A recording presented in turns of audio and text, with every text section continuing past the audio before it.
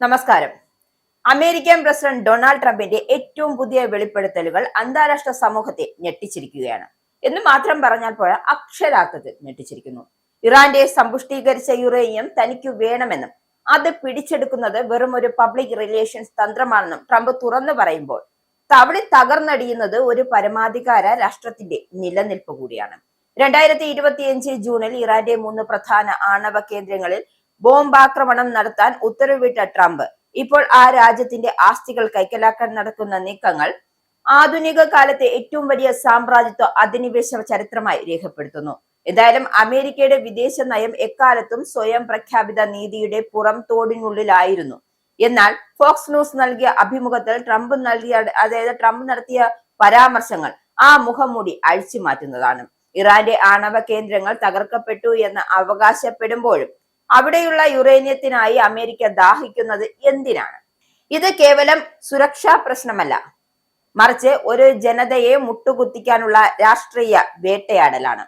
Israel പ്രധാനമന്ത്രി Benjamin നെതന്യാഹുവുമായി ചേർന്ന് Trump നടത്തുന്ന ഈ നീക്കങ്ങൾ അന്താരാഷ്ട്ര നിയമങ്ങളുടെ കർശനമായ ലംഘനമാണ്.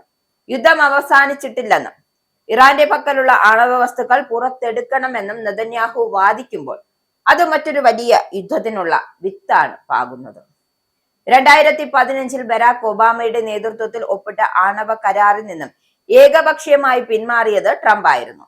സമാധാനപരമായ ആണവ ഗവേഷണങ്ങൾക്ക് അനുമതി നൽകിയിരുന്ന ആ കരാർ ലംഘിക്കപ്പെട്ടതോടെയാണ് ഇറാൻ തങ്ങളുടെ പ്രതിരോധം ശക്തമാക്കിയത്. അമേരിക്ക ഏർപ്പെടുത്തിയ ക്രൂരമായ ഉപരോധങ്ങളെ അതിജീവിച്ചാണ് ഇറാൻ ശാസ്ത്രീയ സാങ്കേതിക വിദ്യയിൽ മുന്നോട്ടു പോയത്.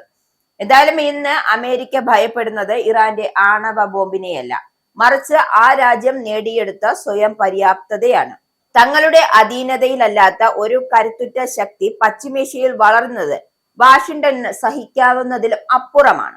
അതുകൊണ്ടാണ് ഐക്യരാഷ്ട്രസഭയുടെ പരിശോധനകൾ പോലും സ്ഥിരീകരിക്കാത്ത ആരോപണങ്ങൾ ഉന്നയിച്ച് ഇറാനെ ആക്രമിക്കാൻ ട്രംപ് തുനിയുന്നത്.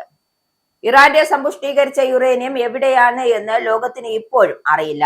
പർവ്വതങ്ങൾ തുറന്ന് നിർമ്മിച്ച അതിശക്തമായ ഭൂഗർഭ അറകളിൽ ഇറാൻ തങ്ങളുടെ ആണവ രഹസ്യങ്ങൾ കാത്തു സൂക്ഷിക്കുന്നുണ്ട്.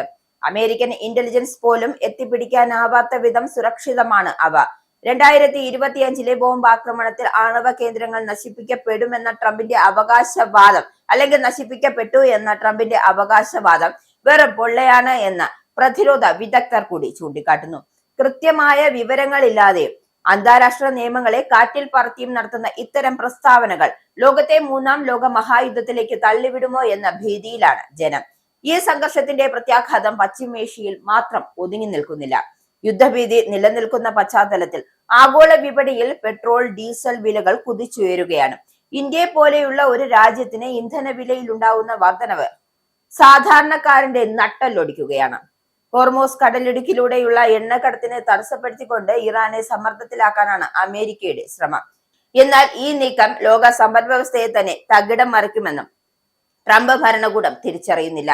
ഒരു വശത്ത് ഇന്ധനവില വർദ്ധിപ്പിച്ച് ലാഭം കൊയ്യുന്ന കോർപ്പറേറ്റുകളുടെയും മറുവശത്ത് യുദ്ധം ചെയ്ത് അധികാരം സ്ഥാപിക്കാൻ ശ്രമിക്കുന്ന രാഷ്ട്രീയക്കാരും ചേർന്ന് ലോകത്തെ ഒരു വലിയ പ്രതിസന്ധിയിലേക്ക് നയിക്കുകയാണ്. ഇനി എന്താകും ഈ പ്രതിസന്ധി എന്ന് നമുക്ക് കാത്തിരുന്ന് തന്നെ കാണാം.